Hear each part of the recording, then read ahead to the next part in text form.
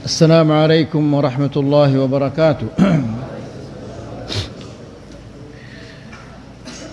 الحمد لله على إحسانه والشكر له على توفيقه وامتنانه. أشهد أن لا إله إلا الله وحده لا شريك له تعظيما لشأنه، وأشهد أن محمدا عبده ورسوله الداعي إلى رضوانه، صلوات ربي وسلامه عليه وعلى آله وصحبه وسلم تسليما كثيرا. أما بعد. Alhamdulillah, kita senantiasa memuji Allah Subhanahu wa taala yang memberikan kita taufik dan hidayah setelah kita melaksanakan salah satu ibadah yang sangat mulia di sisi Allah Subhanahu wa taala. Kini Allah Subhanahu wa taala memberikan kita nikmah yang baru, yaitu kita duduk di majlisul ilm, mendengarkan ayat-ayat Allah dan mendengarkan hadis-hadis Rasulullah sallallahu alaihi wasallam. Semoga apa yang kita dengarkan ini menjadi pemberat timbangan kita di sisi Allah pada hari kiamat kelak, dan semoga bisa menghapus dosa-dosa kita dan mengangkat derajat kita di sisi Allah Subhanahu wa taala. Ikhwani fid din, a'azzakumullah. Di kajian kita yang pertama tadi kita menjelaskan bahwa seorang mukmin dia senantiasa memikirkan bagaimana ia bisa selamat di dunia dan di akhirat. Bahkan hal ini menjadi beban pikiran orang-orang yang terbaik setelah Rasulullah sallallahu alaihi wasallam, yaitu para sahabat radhiyallahu taala anhum. Dan kita menjelaskan tadi bagaimana Abu Bakar, bagaimana Umar dan Uthman radhiyallahu taala anhum, orang-orang yang dijamin oleh Rasulullah sallallahu alaihi wasallam bahwa mereka akan masuk surga. Namun meskipun demikian, mereka adalah orang yang senantiasa memikirkan bagaimana cara agar bisa selamat dari kejelekan-kejelekan dunia dan akhirat. Dan ikhwani fiddin, a'azakumullah, adapun orang-orang yang tidak beriman, mereka tidak pernah memikirkan bagaimana akhirat mereka. Allah Subhanahu wa taala menjelaskan tentang orang-orang yang beriman, "Dzarhum ya'kulu wa yatamatta'u wa yulhihimul amal fasawfa ya'lamun." Biarkan mereka makan, bersenang-senang dan dilalaikan oleh angan-angan, dan mereka akan tahu akibat kelalaian mereka ini. Jadi seorang mukmin tidak boleh dia lalai tentang akhiratnya. Kemudian Allah Subhanahu wa taala juga menjelaskan tentang orang-orang yang tidak beriman, yang lupa kepada akhiratnya. Allah berfirman, "Inhum illa kal an'am bal hum adall." Mereka itu adalah seperti binatang ternak, karena mereka tidak pernah memikirkan akhirat mereka. Mereka hanya memikirkan dunia saja. Bagaimana mereka makan, bagaimana mereka tidur, bagaimana mereka berjima, hanya itu saja mereka pikirkan, seperti binatang ternak. Maka orang-orang yang seperti itu sifatnya, yang tidak pernah mengingat akhiratnya, tidak pernah memikirkan akhirat, dia hanya memikirkan dunianya saja, maka sesungguhnya ada pada dirinya sifat-sifat binatang ternak, wal'iyadzubillah. Sekarang kita memasuki langkah-langkah agar kita bisa selamat di dunia dari kejelekan-kejelekan dunia dan akhirat. Al-mujibul awal, cara yang pertama adalah tauhidullah wa ikhlasul dinilah. Yang pertama adalah mentauhidkan Allah dan mengikhlaskan semua agama karena Allah. Artinya adalah segala sesuatu, amalan-amalan yang dia lakukan semata-mata ia lakukan karena Allah Subhanahu wa taala. Dia tidak mengharapkan pujian, dia tidak mengharap untuk dilihat oleh orang lain, segala yang ia lakukan, apakah itu ibadah badan atau ibadah lisan atau ibadah hati atau ibadah harta, semua itu ia kerjakan karena Allah Subhanahu wa taala. Dia tidak ingin mendapatkan pujian, tidak ingin juga mendapatkan hal-hal yang lain, semata-mata karena Allah. Ini adalah tauhid. Kata Syekh, fa'a'zamu asbabin najati yaumal qiyamah, sebab keselamatan yang paling besar pada hari kiamat kelak. Hari kiamat itu adalah hari yang sangat mengerikan ayol ikhwah. Pada hari kiamat semua manusia akan menyesal. Manusia akan menyesal dua kali. Penyesalan yang kedua lebih besar daripada penyesalan yang pertama. Penyesalan yang pertama ketika kematian sudah ada di depan mata kita. Karena setiap orang yang akan meninggalkan dunia ini, pasti dia akan mengatakan, qala rabbirji'un, ya Allah kembalikanlah aku ke dunia, la'alli a'malu salihan fima tarakt, agar aku melakukan amal-amal saleh pada masa yang telah aku tinggalkan. Tapi mungkinkah dia akan kembali? Tidak mungkin dia akan kembali. Ya. Jadi ikhwani fiddin azakumullah, ini penyesalan yang pertama. Hatta idza jaa ahadahumul maut qala rabbirji'un. Sehingga kematian apabila mendatangi salah seorang di antara mereka, mereka mengatakan, ya Allah kembalikanlah aku. Di sini dia menyesal sekali. Ya, lalu ia katakan, la'alli a'malu salihan, agar aku melakukan amal-amal saleh. Karena dia mengatakan demikian karena begitu banyak amal-amal saleh yang ia tidak kerjakan semasa hidupnya.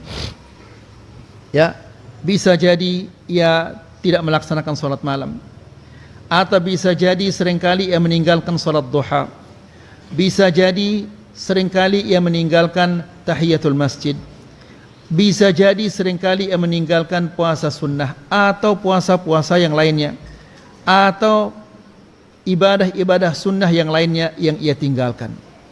Maka itu yang kita akan sesali nanti pada hari kiamat. Makanya ia minta kepada Allah, qala rabbirji'un, ya Allah kembalikanlah aku ke dunia, la'alli a'malu salihan fima tarakt, agar aku melakukan amal-amal saleh pada masa yang aku tinggalkan. Namun apabila kematian itu sudah datang, tidak mungkin ditunda, sesaat pun tidak mungkin ditunda, sesaat pun tidak bisa dimajukan. Itu penyesalan yang pertama. Penyesalan yang kedua yang lebih besar lagi. Apa penyesalan yang kedua? Itu dijelaskan oleh Allah Subhanahu wa taala di dalam Al-Qur'an. Allah Subhanahu wa taala berfirman, wa anzirhum yaumal hasrati idh qudiyal amru wa hum fi ghaflatin wa hum la yu'minun. Yang artinya adalah, dan ingatkanlah ya Muhammad kepada mereka tentang apa? Tentang yaumul hasrah, tentang hari penyesalan. Salah satu nama hari kiamat itu adalah yaumul hasrah, hari penyesalan, di mana semua manusia akan menyesal. Yang saleh dia akan menyesal, yang taat dia akan menyesal, yang bertakwa dia akan menyesal. Kalau yang saleh, yang taat, yang bertakwa menyesal, lalu bagaimana dengan orang-orang yang tidak saleh, tidak taat, tidak bertakwa? Bagaimana menyesalnya itu? Ya, idh qudiyal amru, tatkala semua perkara-perkara sudah diputuskan oleh Allah. Si fulan masuk surga, fulan masuk neraka, fulan ditunda dulu.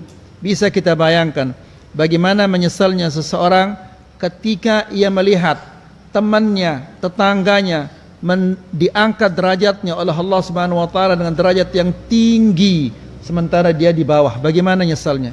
Padahal ia temannya dulu duduk, temannya berbicara, temannya ngopi, temannya bercanda, temannya bermain-main, temannya berjalan-jalan, namun ternyata temannya itu diangkat derajatnya oleh Allah Subhanahu wa taala sementara dia berada di bawah. Ya. Idh qudiyal amru wa hum fi ghaflah. Apa sebabnya? Karena selama hidupnya mereka lalai.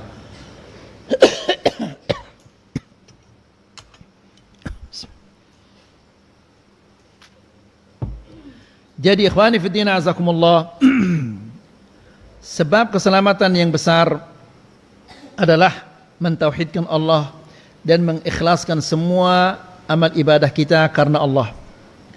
Bal la najata illa bihi. Bahkan tidak ada seseorang yang selamat di akhirat kecuali orang-orang yang mengikhlaskan semua amal ibadahnya karena Allah. Jika ada sedikit saja ibadah-ibadah itu karena selain Allah, maka Allah Subhanahu wa taala tidak akan menerimanya. Ikhwani fid din, a'azzakumullah. Nabi sallallahu alaihi wasallam pernah suatu hari mengatakan kepada sahabat-sahabatnya ini. Dia mengatakan, "Maukah aku beritahu kalian apa yang lebih aku khawatirkan terhadap kalian daripada Al-Masih Ad-Dajjal?" Dajjal adalah fitnah yang terbesar. Sejak Allah menciptakan Adam alaihissalam dan sampai hari kiamat, itu Dajjal adalah fitnah yang paling besar. Namun ternyata ada yang lebih dikhawatirkan oleh Rasulullah SAW terhadap umatnya daripada Al-Masih Ad-Dajjal. Al-Masih Ad-Dajjal kalau dia muncul, kita dapat mengetahui dia Dajjal. Ya, yang satu matanya buta, yang satu ada katarak. Kemudian di keningnya ada 3 huruf. Apa itu? Kaf dan fa dan ra, kafir artinya. Dilihat oleh setiap orang yang beriman. Dia bisa membaca atau tidak bisa membaca, dia akan melihat tulisan itu dengan jelas. Tapi ada ternyata yang lebih dikhawatirkan oleh Rasulullah SAW terhadap umatnya daripada Al-Masih Ad-Dajjal. Apa itu? Kata Rasulullah SAW, an yaqumar rajulu, yaitu seseorang dia berdiri, fayusalli, lalu dia memperindah salatnya, fayuzayyinu min salatih, dia perindah salatnya, takbirnya diperindah, bacaan-bacaannya diperindah, rukuknya diperindah, tapi bukan karena Allah, lima yara min nadharir rajuli, karena dia merasa ada orang melihatnya sehingga dia perindah solatnya. Nas'alullah salaman afiyah. Jadi orang-orang yang seperti ini lebih dikhawatirkan oleh Rasulullah SAW daripada Al-Masih Ad-Dajjal. Apa ini? Yaitu riya. Riya artinya ia mempertontonkan amal ibadahnya kepada orang lain. Dan yang berikutnya sum'ah. Apa sum'ah itu ayol ikhwah? Sum'ah artinya dia beramal, ya, ingin mendengar pujian-pujian orang terhadap amalannya itu. Masya Allah, antum ini bagus, ya, antum ini kalau ceramah semua orang nangis, antum kalau menjadi imam semua orang menjadi khusyuk, dan yang lain-lainnya. Dia ingin mendengar pujian-pujian orang terhadapnya. Dan yang ketiga, al-ujub. Ujub itu merasa bangga terhadap amalan yang dia telah perbuat. Dan yang paling berbahaya di antara yang 3 ini yang mana ya ikhwah? Riya, sum'ah, ujub. Mana lebih berbahaya? Riya yang paling berbahaya. Yang paling berbahaya adalah ujub. Kalau riya ada orang yang melihatnya. Kalau sum'ah ada orang yang mendengarnya. Tapi kalau ujub tidak ada orang mendengar, tidak ada orang melihat, dia ujub. Ujub artinya dia bangga dengan amal ibadahnya. Saya hebat, ya. Saya bisa melaksanakan ibadah ini, saya hebat ini. Apa contohnya? Ketika dia sholat malam, tidak ada orang melihatnya, tidak ada orang yang mendengarnya, tidak ada orang yang tahu dia bangun sholat malam, ya. Begitu dia takbiratul ihram, Allahu Akbar, bismillahirrahmanirrahim, alhamdulillahirabbil alamin. Ya, datang syaitan membisikkan di telinganya, kamu ini adalah orang yang paling saleh di komplek ini. Semua orang tidur, kamu bangun. Ya, kamu salat, kamu ruku, kamu sujud, ya. Padahal semua orang sedang nyenyak-nyenyaknya tidur, justru kamu bangun beribadah. Bangga dia besar. Oh ya, saya ini orang saleh. Ini adalah ujub. Ya. Nabi sallallahu alaihi wasallam mengatakan, seandainya kalian tidak melakukan dosa-dosa, maka saya akan lebih khawatir terhadap kalian daripada dosa-dosa itu. Karena kalau orang merasa dirinya tidak pernah melakukan dosa, dia akan besar kepalanya, saya hebat, saya orang saleh. Nas'alullah salaman afiyah. Jadi ikhwani fiddin azakumullah, tidak ada keselamatan bagi seseorang kecuali jika dia mengikhlaskan semua amal ibadahnya itu karena Allah Subhanahu wa taala. Antum kesini datang ke pengajian juga harus karena Allah. Jangan karena disuruh, jangan karena ingin bertemu, tapi semata-mata kita kesini adalah untuk meraih ridha Allah Subhanahu wa taala, untuk mendapatkan ampunan dari Allah Subhanahu wa taala. Tauhidullah azza wa jalla wa ikhlasul din lah. Wa taqaddama fil qissati al-'azimati as-sabiqah qaulun Nabi sallallahu alaihi wasallam, dan sudah kita sampaikan ya apa yang dikatakan oleh Nabi sallallahu alaihi wasallam tadi ketika Abu Bakar bertanya kepadanya, "Ya Rasulullah, bagaimana caranya agar kita bisa selamat dari kejelekan-kejelekan dunia dan akhirat?" Nabi menjelaskan, orang yang selamat itu adalah man qabila minni al-kalimata allati 'aradtu 'ala 'ammi. Orang yang selamat itu adalah orang yang menerima dari aku kalimat yang aku tawarkan kepada pamanku lalu ia menolaknya. Apa kalimat itu tadi? La ilaha illallah. Ya. Faraddaha alayya, lalu ia menolaknya. Fahiya lahu najat. Kalimat ini adalah keselamatan baginya. Ikhwani fiddin azakumullah. La ilaha illallah itu bukan hanya sekedar ucapan di lidah. Ya, la ilaha illallah itu diucapkan oleh lidah, diyakini oleh hati, dan dikerjakan oleh anggota badan. Lihat bagaimana para sahabat dahulu. Mereka peminum khamr, mereka pejudi, mereka suka membunuh, mereka suka berzina, dan suka makan riba, dan yang lain-lainnya. Tapi begitu mereka diajarkan oleh Rasulullah SAW tentang la ilaha illallah, lalu la ilaha illallah itu masuk ke dalam hatinya, lihat bagaimana jadinya mereka itu.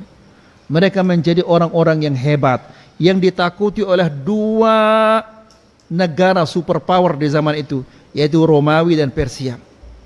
Ya, karena Nabi SAW mengatakan, "Qulu la ilaha illallah tadinu lakum bihal Arab wal Ajam." Katakanlah la ilaha illallah, maka bangsa Arab dan non-Arab akan tunduk kepada kalian. Benar ayo ikhwah. Ya, Umar ibn al-Khattab, ya, kalau namanya saja disebut membuat raja Romawi itu ketakutan. Ya, belum dia bertemu dengan Umar, hanya sekedar disebutkan namanya saja dia sudah takut. Ya, kenapa demikian? Itu tidak lain adalah karena mereka mengagungkan Allah, sehingga Allah Subhanahu wa taala menjadikan mereka adalah orang-orang yang mulia. Karena orang yang takut kepada Allah, Allah Subhanahu wa taala akan menjadikan segala sesuatu takut kepadanya. Tapi jika seseorang tidak takut kepada Allah, maka Allah akan menjadikan dia takut kepada segala sesuatu. Antum ingat ini, saya ulangi lagi agar antum senantiasa ingat. Orang yang takut kepada Allah, maka Allah Subhanahu wa taala akan menjadikan apa? Segala sesuatu takut kepadanya. Ya, jika orang itu tidak takut kepada Allah, maka dia akan takut kepada segala sesuatu. Raja Romawi pernah mengirim surat kepada Umar ibn al-Khattab radhiyallahu taala anhu. Maka dia pilih salah seorang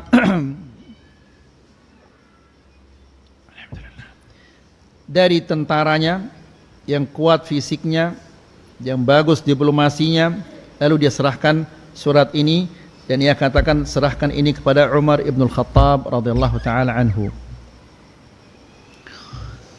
Orang yang membawa surat ini sepanjang jalan dia berpikir, kira-kira bagaimana hebatnya istananya Umar ibn al-Khattab, bagaimana hebatnya pasukannya itu, karena raja kami siap takut kepadanya. Begitu dia sampai ke Madinah, lalu dia bertanya, di mana saya bisa bertemu dengan Umar ibn al-Khattab, khalifah kalian itu? Mereka mengatakan, silahkan cari dia ke masjid. Begitu dia masuk ke masjid, dia menemukan orang di masjid ini jubahnya compang-camping, sobek di sini, sobek di sana, ini enggak punya sandal, ini bajunya pendek, ini jubahnya penuh dengan tempel-tempelan, ini hanya pakai sarung, tidak pakai atasan, dan seterusnya. Heran nih, kok begini? Lalu dia bertanya lagi kepada orang-orang yang ada di masjid, di mana saya bisa bertemu dengan Umar? Coba cari dia di kebunnya. Lalu berjalan dia ke kebunnya. Sepanjang jalan itu dia berpikir, pasti Umar ini dijaga oleh bodyguard yang kuat, yang siap mati, ya, yang apa istilahnya, otot besi, urat apa? Urat kawat, dan apa lagi? Tulang paku atau tulang baja atau yang lain-lainnya. Begitu dia sampai ke kebun, dia bertemu dengan seseorang di kebun. Mana Umar bin Khattab? Coba Umar bin Khattab di bawah pohon kurma itu. Begitu dia datang ke sana, ternyata Umar bin Khattab radhiyallahu taala anhu, bajunya khalifah, orang nomor 1, bajunya compang-camping. Maksudnya tidak rapi seperti raja-raja itu. Kita masya Allah selemari baju kita. Ya. Kemudian dia lihat Umar bin Khattab tidur, ngorok, sandalnya jadi bantalnya. Lalu ketika dia melihat Umar tidak ada orang yang menjaganya, tidak ada bodyguardnya, dia bandingkan keadaannya Umar dan rajanya. Rajanya nggak pernah bisa tidur, meskipun dijaga sedemikian ketat penjagaannya, tetap saja dia tidak bisa tidur. Tapi Umar bin Khattab tidak ada yang menjaganya, bantalnya sandal, kemudian ngorok dia. Ya, lalu setelah dia bandingkan, dia mengatakan, adilta fa aminta fanimta. Dia mengatakan, engkau telah berlaku adil, maka engkau merasa aman. Ya, karena dia adil, siapa yang akan membunuhnya? Siapa yang akan berbuat jelek kepadanya? Dia berlaku adil kepada semua rakyatnya.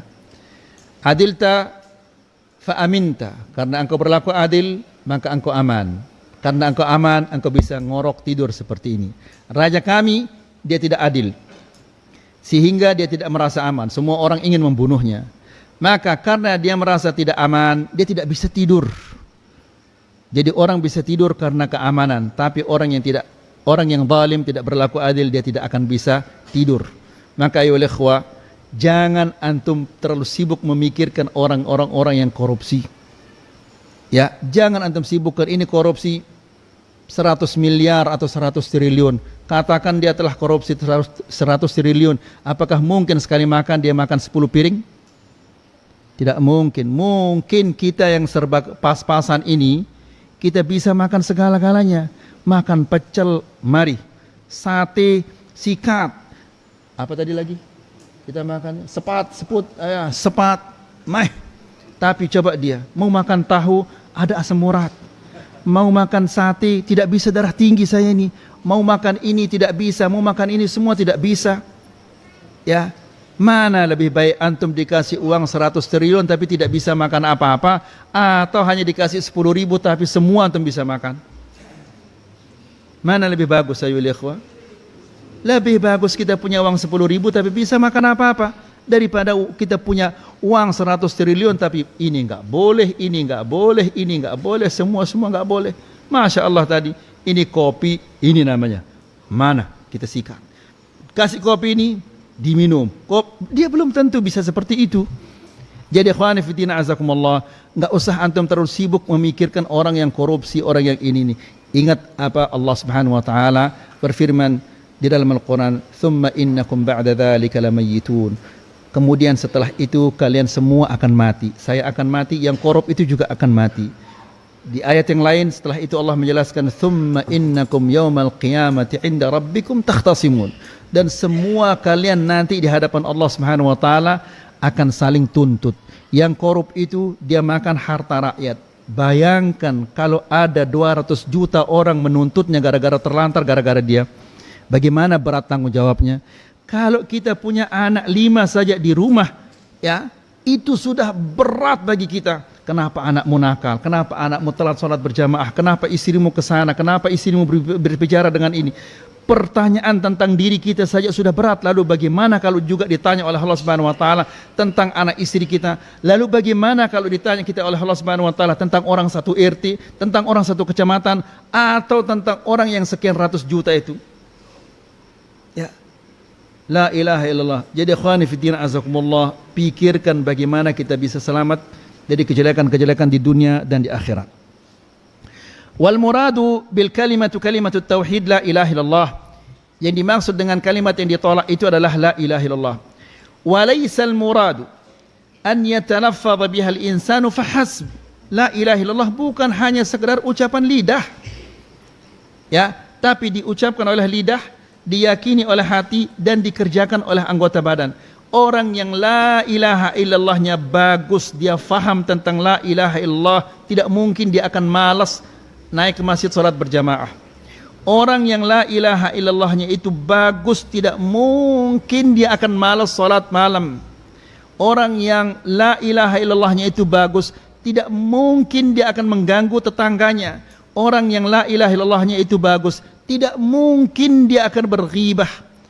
Orang yang la ilaha illallahnya itu bagus, tidak mungkin dia akan memakan harta orang lain. Ya. Sepakat para ulama bahwa generasi yang terbaik itu adalah generasinya para sahabat. Apa yang membuat mereka sahabat? Apakah karena mereka jenius? Ya, atau karena pintar memanage, mengatur? Tidak, tapi mereka itu baik adalah karena mereka benar-benar faham la ilaha illallah. Mereka mengerti arti la ilaha illallah. Mereka meyakini makna la ilaha illallah dan mereka mengamalkannya. Sehingga kalau mereka pergi berperang, seolah-olah mereka pergi pesta, tidak ada rasa takutnya sama sekali, karena mereka yakin kalau saya tidak ditakdirkan mati, saya tidak akan mati. Tapi kalau saya ditakdirkan mati, walaupun saya duduk di rumah saya akan tetap mati. Ya, semua itu karena mereka memahami makna la ilaha illallah. Jadi kata Syekh, la ilaha illallah ini bukan hanya sekedar ucapan di lidah. Wa innamal murad tahqiqu ma dallat alaihi min ikhlasid dini lillah wa ifradihi bil ibadah. Tapi yang dimaksud dengan la ilaha illallah ini mengikhlaskan semua agama, memurnikan semua amal ibadah kita karena Allah Subhanahu wa taala, tidak ada secuil pun untuk orang lain. Ya, karena jika ada sedikit pun untuk orang lain, Allah Subhanahu wa taala tidak akan menerimanya. Fattauhid huwa al-ghayatu allati khalaqa Allahu al-khalqa li ajliha wa awjadahum li tahqiqiha. Tauhid ini, la ilaha illallah ini merupakan tujuan kita diciptakan oleh Allah Subhanahu wa taala. Ya, Allah Subhanahu wa taala berfirman, "Wa ma khalaqtul jinna wal insa illa liya'budun." Tidaklah aku menciptakan jin dan manusia melainkan untuk beribadah kepadaku. Liya'budun, di riwayat yang lain dikatakan oleh Ibn Abbas, liwahidun, agar mereka mentauhidkan aku, mengesahkan Allah Subhanahu wa taala dengan segala jenis ibadah. Ya. Kemudian di ayat yang lain Allah Subhanahu wa taala berfirman, wa qadha rabbuka alla ta'budu illa iyyah. Dan Allah Subhanahu wa taala memerintahkan agar engkau tidak beribadah kecuali kepadanya. Ayyuhal ikhwah, ibadah itu bukan hanya sekedar ruku atau sujud. Ruku, sujud itu adalah bagian dari ibadah. Meminta, mengharap itu adalah ibadah. Ya, meminta, mengharap itu adalah ibadah. Ya, sujud juga demikian bagian dari ibadah. Ketika seseorang anaknya sakit, dibawa ke puskesmas belum sehat, dibawa ke rumah sakit umum juga belum sehat, dibawa ke dokter spesialis juga belum sehat, lalu dibawalah dia ke makam. Ya, apa tujuannya kira-kira membawa anaknya ke makam itu? Anak yang sakit dibawa ke makam, tujuannya apa itu? Apa tujuannya kira-kira? Ya, untuk mendapatkan apa? Kesembuhan. Anaknya sakit dibawa ke makam, pasti tujuannya adalah untuk mendapatkan kesembuhan. Padahal Allah Subhanahu wa taala berfirman di dalam Al-Qur'an, "Wa idza maridtu fahuwa yashfin." Apabila aku sakit, dialah yang menyembuhkan aku, yaitu Allah Subhanahu wa taala. Nah, ketika dia meminta sesuatu yang hanya bisa dilakukan oleh Allah Subhanahu wa taala, lalu ia memintanya kepada selain Allah, berarti dia telah mengangkat selain Allah itu sederajat dengan Allah. Fahamina ya ikhwah? Apa belum? Ya, ketika dia meminta sesuatu yang seharusnya dia memintanya kepada Allah, dia memintanya kepada selain Allah. Kesehatan itu ada di tangan Allah, lalu ia minta kepada selain Allah, berarti ia mengangkat selain Allah itu sederajat dengan Allah. Ini adalah syirkun akbar, syirik yang besar, yang dapat mengeluarkan seseorang dari agama Islam. Coba lihat orang yang bawa ajimat, apa tujuannya itu? Apa kira-kira tujuannya kalau dia bawa ajimat? Untuk mendapatkan keselamatan, penjagaan. Siapa kira-kira yang bisa menyelamatkan kita dan menjaga kita? Allah. Kalau dia minta keselamatan dan penjagaan dari selain Allah, berarti dia telah mengangkat selain Allah itu sederajat dengan Allah. Ya, dan ini adalah merupakan syirik. Meskipun dia mengatakan tidak, kami tidak menganggapnya sebagai tandingan bagi Allah Subhanahu wa taala. Sekedar ini sekedar syarat. Sama seperti yang diucapkan oleh orang-orang jahiliyah. Apa kata mereka ketika mereka dilarang untuk menyembah patung-patung itu? Apa kata mereka? Ma na'buduhum illa liyuqarribuna ilallahi zulfa. Kami tidak menyembah patung-patung ini karena kami meyakini bahwa mereka bisa menciptakan, tidak, atau bisa memberi rezeki, tidak. Tapi kami menyembah patung-patung ini untuk mendekatkan kami kepada Allah Subhanahu wa taala sedekat-dekatnya. Itu kata mereka. Ya. Namun Allah Subhanahu wa taala menyatakan mereka kafir meskipun demikian keyakinannya. Jadi ikhwani fiddin azakumullah, ibadah itu bukan hanya sekedar rukuk sujud. Antum mengira Abu Jahal, Abu Lahab dia tidak salat? Salat dia. Antum mengira dia tidak puasa? Puasa dia. Antum mengira dia tidak bersedekah? Dia luar biasa murahnya. Ya, sampai-sampai mereka itu kalau musim haji, mereka bikin minuman untuk jemaah haji. Bukan sebotol, 2 botol, tapi mereka buat kolam air madu, kolam air kismis untuk jemaah haji. Bagaimana murahnya itu? Kemudian mereka buat makanan, adonan. Mereka ketika membuat adonan, bukan pakai tangan. Yang bikin adonan itu dia pakai kuda bikin adonan, saking banyaknya. Ya, kalau mereka pergi berhaji, tidak boleh jamaah haji itu pergi ke Arafah, ke Mina sebelum orang-orang Quraisy terlebih dahulu. Mereka pembimbing jamaah haji. Namun Abu Jahal dan Abu Lahab, kita semua sepakat bahwa dia apa? Dia kafir atau muslim? Dia kafir, padahal dia salat, dia puasa, dia sedekah, dan dia berhaji. Kenapa demikian? Karena dia minta kepada Allah, juga dia minta kepada selain Allah. Ya, itu yang menyebabkan dia tidak masuk Islam. Dia salat, kita juga salat. Ya, dia puasa, kita juga puasa. Dia bersedekah, kita juga bersedekah. Dia haji juga, kita berhaji. Namun bedanya, dia minta kepada Allah, juga minta kepada selain Allah. Ketika akan perang Badar, Abu Jahal berdoa dan mengatakan, ya Allah, sesungguhnya Muhammad itu telah memecah belah kita, telah memutus silaturahim di antara kita. Ya Allah, ya Allah, hinakanlah Muhammad itu besok pagi. Hinakanlah Muhammad besok pagi, katanya. Dia minta kepada Allah, tapi juga dia minta kepada selain Allah Subhanahu wa taala. Itu yang menyebabkannya dia tidak menjadi orang muslim. Dan sekarang banyak enggak orang-orang yang minta kepada selain Allah? Ya, banyak. Bahkan ayo ikhwah, orang di Lombok kalau dia pergi beli motor baru, disembe. Tahu antum disembe? Apa namanya disembe? Hah? Disembe juga bahasa sini? Disembe. Hah? Apa? Dicerak. Ya. Di bahasa kita disembe. Di mana disembe? Di kuburan disembe. Dia bawakan dia apa? Kendi yang dibuat dari tanah, ya, isinya air, kemudian isinya bunga, kemudian dipecahkan nanti di sana. Disembe. Lihat, yang memberi dia rezeki siapa? Allah. Tapi berterima kasihnya kepada selain Allah Subhanahu wa taala. Bagaimana kita akan dimuliakan oleh Allah Subhanahu wa taala?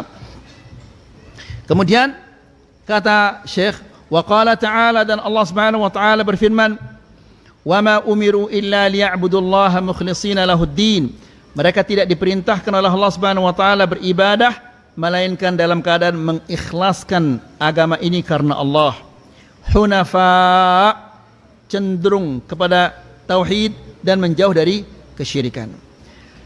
Fa asatun najati wal falah, dasar keselamatan dan al-falah. Al-falah ini setiap hari kita mendengarnya. Ya. Setiap adzan pasti kita mendengar hayya 'alas salah, hayya 'alal falah. Al-falah dalam bahasa Arab artinya mendapatkan apa yang dia inginkan, selamat daripada apa yang dia khawatirkan. Jadi ketika muadzin itu mengatakan hayya 'alas salah, sambutlah salat. Hayya 'alal falah, sambutlah kemenangan. Falah artinya mendapatkan apa yang dia inginkan, diamankan dari apa yang dia khawatirkan. Itu artinya bahwa orang yang salat akan diberikan oleh Allah Subhanahu wa taala apa yang dia inginkan dan akan diamankan oleh Allah Subhanahu wa taala dari apa yang dia khawatirkan. Ya, tadi pagi ayo ikhwah kita mengatakan bahwa orang yang melaksanakan salat subuh apa dapatnya? Dia dijaga oleh Allah Subhanahu wa taala. Diancam oleh Rasulullah sallallahu alaihi wasallam, jangan sekali-kali engkau merusak penjagaan Allah. Allah menjaga orang yang telah melaksanakan salat subuh, maka penjagaan Allah itu jangan engkau rusak dia. Karena kalau engkau merusak penjagaan Allah, maka engkau akan dituntut oleh Allah. Dan jika engkau dituntut oleh Allah, pasti fayakubbahu finnar, dia akan dilempar ke dalam neraka, wal'iyadu billah. Jadi ikhwani fiddin azakumullah, jadi dasar keselamatan ini an-najat, keselamatan, wal falah, dan keberuntungan yaumul qiyamah adalah tauhidullah, mengesahkan Allah Subhanahu wa taala dengan segala jenis ibadah. Wa hadhihi an-najatul hasilah bitauhid ala naw'ain. Orang yang diselamatkan oleh Allah Subhanahu wa taala karena tauhidnya belum batal. Jadi ikhwani fiddin azakumullah, la ilaha illallah ini bisa dia sah, bisa juga dia batal. Ya, sama seperti wudu. Wudu dia bisa sah, bisa juga batal. Ya. Kalau tauhidnya tidak batal, meskipun dia masuk ke neraka, pasti dia akan keluar lagi. Tadi kita mengatakan bahwa orang yang terakhir keluar dari neraka, dia sudah menjadi apa? Menjadi arang. Dia keluar dari neraka. Kenapa dia keluar dari neraka? Karena tauhidnya tidak batal. Ada kotoran-kotoran, kotoran dosa, kotoran ini dibersihkan dulu. Karena tidak boleh orang masuk surga itu kecuali yang bersih.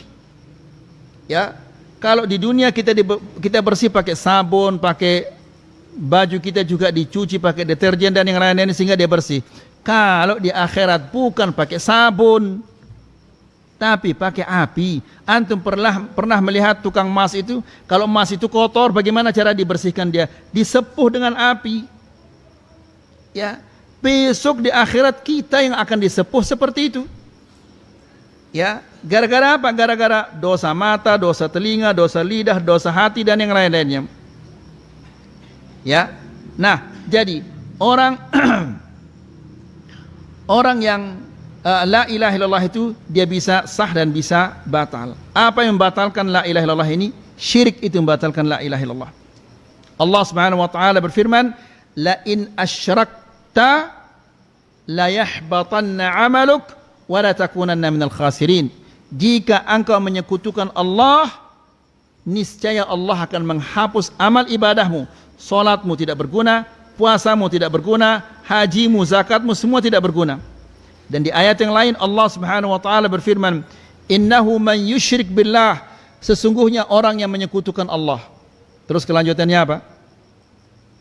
Kelanjutannya apa? Faqad harramallahu alaihil jannah wa ma'wahun nar. Sesungguhnya orang yang menyekutukan Allah, maka Allah Subhanahu wa taala telah haramkan baginya surga. Haram dia masuk surga. Kalau dia sudah haram masuk surga, maka pasti tempat tinggalnya di mana? Di neraka. Wa ma'wahun nar. Tempat tinggalnya adalah di neraka.